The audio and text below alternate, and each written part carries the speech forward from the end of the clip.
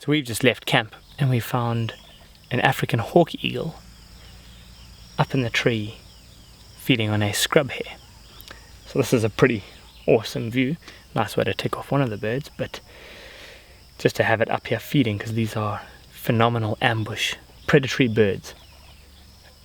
Often they fly around in pairs, and we've just got one here. I don't know where the other one is. So we'll watch it feed for a little bit and then we'll carry on. Hopefully try to find a leopard this afternoon.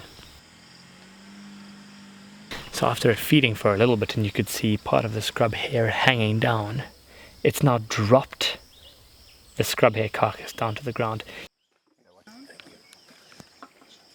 You can see its crop is incredibly full.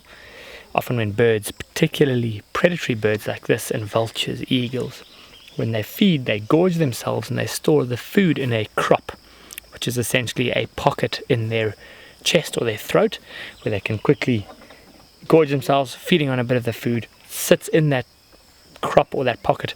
They can then fly away to the safety of another tree or get away from potential dangers and then digest that further, where it goes through a gizzard into a muscular stomach, or the gizzard is a muscular stomach where they can process it further. And so with that crop being particularly full, I wonder if it's going to feed on it, or I wonder if the partner of this African hawk eagle is going to come in and feed on the rest. Scrubby knock and the tamboti tree that hangs over Camp Tonga, if anyone's currently 2 stations out. Oh, I got it. Pooped all over the place.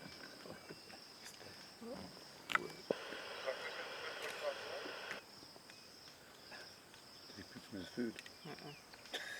And we had a look this morning. It's probably doable. Okay, well, so I don't know if it's a male or female, has actually just flown off. We'll give it a couple more minutes, see if the partner arrives, but you can see the carcass on the ground there, quite a few flies and ants. Don't think too much more is really going to happen here, so let's carry on and try find our leopard this afternoon.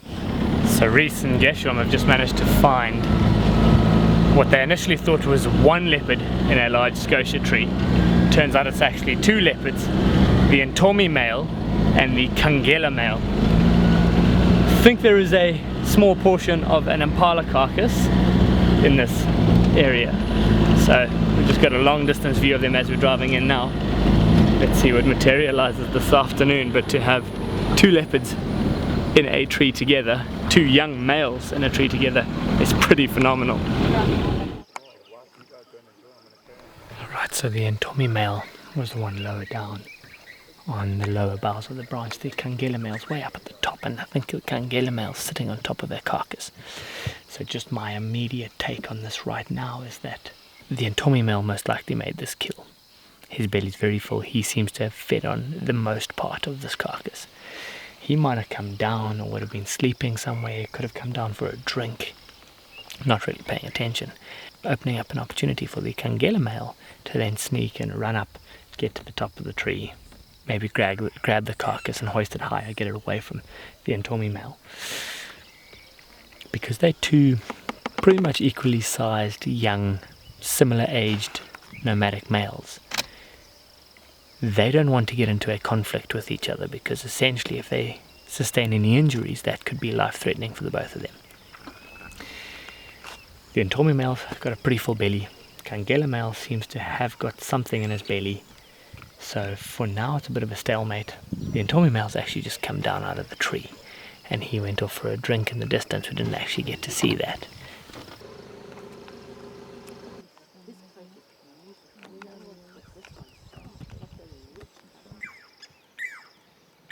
The Kangela Male's now standing guard, staying very close to the carcass.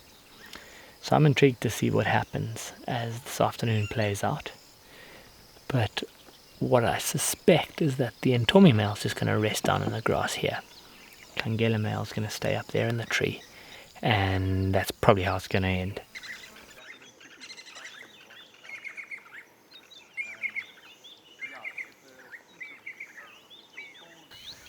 So while we're sitting out here with the Ntomi Male, I thought, what more fitting opportunity to unbox our YouTube 1 million subscribers gold play button.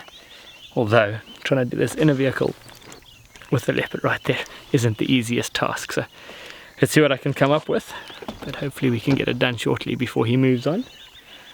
But there we go, the most gorgeous young nomadic male leopard with the most beautiful golden coat right behind me. This is probably the very first time an unboxing has happened in front of a leopard. Anyway.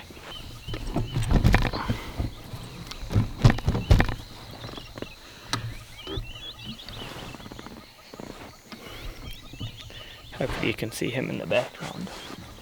He's moving.